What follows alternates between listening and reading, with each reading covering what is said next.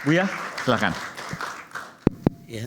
Jadi nggak boleh bicara politik. Pendakwah ya pendakwah. Bicara ilmu pengetahuan, ilmu agama, etika, politik no. Saya rasa umat Islam harus bicara politik. Harus bicara politik. Ya. Kenapa? Karena politik itu sangat penting. Contohnya Kang Maman jadi politisi kan.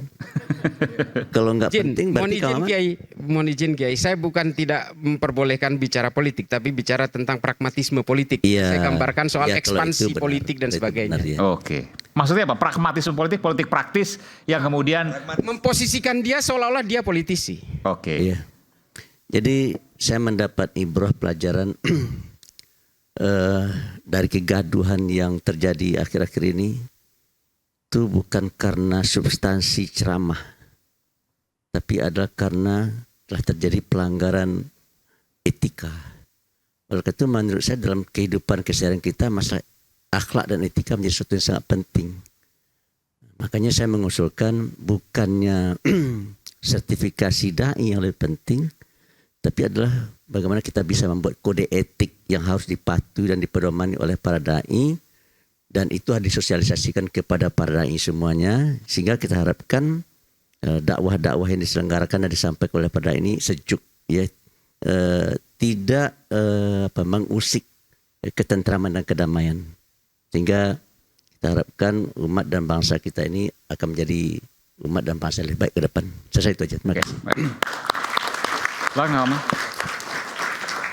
Saya kebetulan ditugaskan oleh Gus Mohaimin ya. Saya wakil sekretaris Dewan Suruh DPP PKB dan juga wakil ketua praksi. Tapi nggak boleh jadi dai sekarang karena udah politisi. Nah, itu yang ingin saya jelaskan.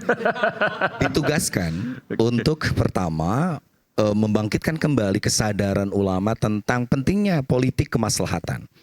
Bahwa kita punya anggaran pendidikan yang diperjuangkan lewat partai kita ini 20%, 425 triliun.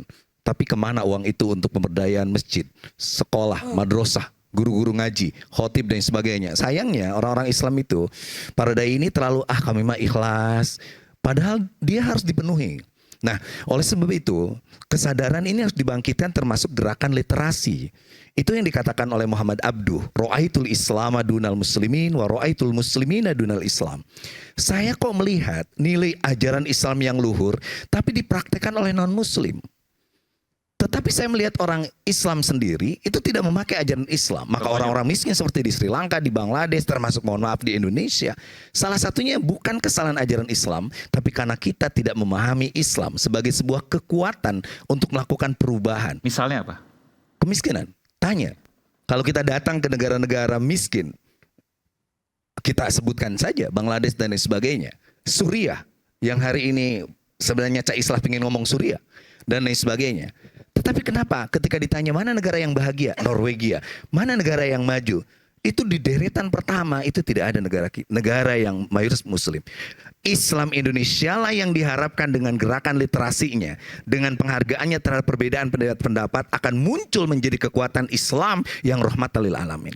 Maka poin keduanya, upaya-upaya ini adalah konektivitas. Saya ingin mengatakan bahwa sertifikasi ini tidak ingin menghadirkan negara yang mengontrol, membatasi kebebasan berpendapat, tapi lebih kepada bagaimana keadaban publik, etika, berpidato, dan lain sebagainya itu dipahami oleh semua. Tanpa harus orang harus sama seragam kayak zaman Soeharto, tidak perlu. Kita memang berbeda. Kita tidak mempersalahkan kunut atau tidak kunut. Tapi kalau ada orang nggak sholat subuh, nah itu baru kita persalahkan. Seperti itu. Nah makanya yang ingin saya katakan terakhir dari kasusnya Gus Miftah ini, bagaimanapun kita harus belajar, ini adalah kata Buya tadi ibroh, the lesson moral. Tapi sampai sekarang saya masih sedih.